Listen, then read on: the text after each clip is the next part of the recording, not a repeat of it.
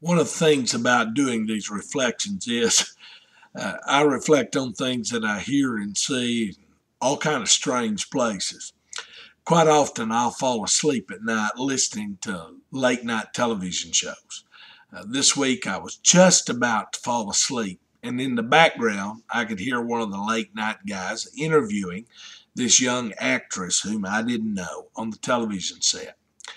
This was a new young female pop star who had actually grown up on a farm, and they were talking about her growing up on a farm. She was telling how she had trained a cow to let her ride him. I thought that was pretty amazing in and of itself. Then I heard her make a comment.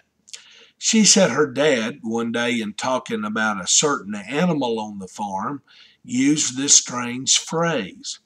He was talking about an animal that lived on the farm that had no ability whatsoever to bring any income into the family business. I guess he was just like a pet. This animal, they couldn't eat it, they couldn't sell it, or otherwise make any kind of profit off of it. Yet every day they were feeding it and taking care of it. He said that animal is nothing but a hay burner. Hey, like that word, a hay burner. In other words, he was saying he's eating up all the hay that could be being eaten by animals that'll bring us some revenue or profit or money into the family. I surmise by listening to this that a hay burner is somebody who's always draining resources but never actually contributing. Imagine my surprise today when I looked up the phrase in the dictionary and lo and behold, it was there. Well, it's actually in the slang dictionary. The slang dictionary says that a hay burner is a worthless racehorse, any old and worn out horse. I laughed about this new phrase that I'd learned, yet as I think about it this morning, the thought hit me. I don't want to be a hay burner. There are plenty of hay burners in life. There are people who take, but they don't contribute. Now, don't get me wrong. I'm not talking about a person's worth or value here. I'm not saying that our or your worth is dependent upon what you can produce or that your personal value is predicated on what kind of income you can produce. What I am referring to is that many of us have a lifestyle or an attitude that is always demanding to be fed, but is never willing to give back. There are a lot of people like that. They live to get by, but never expect that they should ever give back in return. For example, in the spiritual realm, you have people who want God to wait on them like some kind of supernatural Santa Claus. In their mind, God exists merely to take care of them and to meet their needs. It never quite dawns on them that they might ought to serve Him. The idea that God is their creator and they owe their very existence to Him never seems to cross their mind. Serving Him is not in their thought patterns.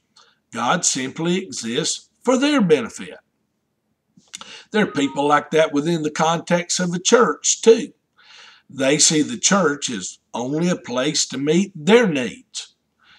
Does the church do this for me, or does the church do that for me, are the questions they ask. They come and they simply want to be fed and taken care of, much like a pet. Yet they never give back. They don't see that they have a role in serving others in the church. They become what I call spiritual squatters. They come to church and they take a seat and they refuse to be moved or to do anything else but graze and feed. Yeah, they're hay burners. They're taking in but never giving out. You have them in your own family, don't you? And you have them where you work, don't you?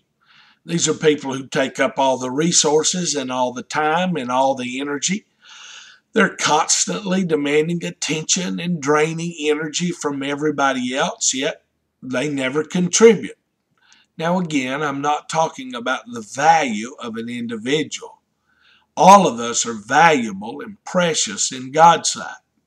The beauty of Christ is that he loves us and he feeds us all regardless of what we have to offer. That's called grace. Yet I am talking today about an attitude of expectancy. I'm talking about an unwillingness to serve and a demanding spirit that demands to be served. Listen to what Scripture says. In talking about Jesus himself, Scripture says in Matthew 20:28, "For even the Son of Man came not to be served, but to serve others, and to give his life as a ransom for any." Guys, if anyone could rightly demand that others serve him, it would have been the Son of God. Yet that was not his spirit. He said he came to serve people. Christ was certainly no hay burner. Jesus said to the rest of us in verse 27, "And whoever wants to be first must be your slave." In other words, he said we must all be willing to serve other people.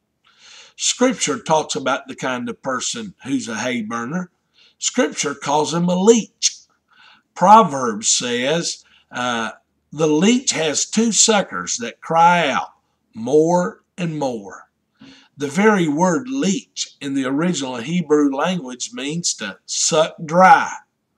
When we live with a spirit of expectancy and an attitude that the world owes us something, we become a leech or a hay burner, sucking the life out of others and never giving back. Personally, I want to be a member of the family. I want to be a member of the community that gives back. I don't want to be selfish. I don't want an attitude that demands that others serve me. I want to follow the example set by Christ. Paul described it like this in Philippians chapter 2, verses 3 through 8. He said, "Don't be selfish. Don't try to impress others. Be humble. Thinking of others is better than yourself. Don't look out only for your own interest, but take an interest in others too. You must have the same attitude that Christ had. Though he was God, he did not think of equality with God as something to cling to. Instead, he gave up his divine privileges. He took the human position of a slave and was born as a human being. When he appeared in human form, he humbled himself in obedience to God and died a criminal's death on the cross." Did you hear that? Jesus didn't want to be clingy. He was willing to give up what was rightly his for the sake of others. Today, it might be good for us to check our attitudes. Do I have a servant's heart, or do I have a clingy spirit? Do I have an expectant spirit? None of us want to be hay burners, not really. We want to give. Besides, there's a great promise in Scripture about what God says about giving. Luke 6:38, God says, "Give, and you'll receive. Your gift will return to you in full, pressed down, shaken together to make room for more, running over and poured in your lap." The amount you give will determine the amount you get back. Hey, sounds to me like the way to get more hay is to serve people. Here's a thought for the day. I want to be more of a giver than a taker. Here's a great prayer to pray today. God, help me not to live as though others owe me something. Help me to live with the Spirit of Christ who wants to give more than he wants to receive. God bless you today.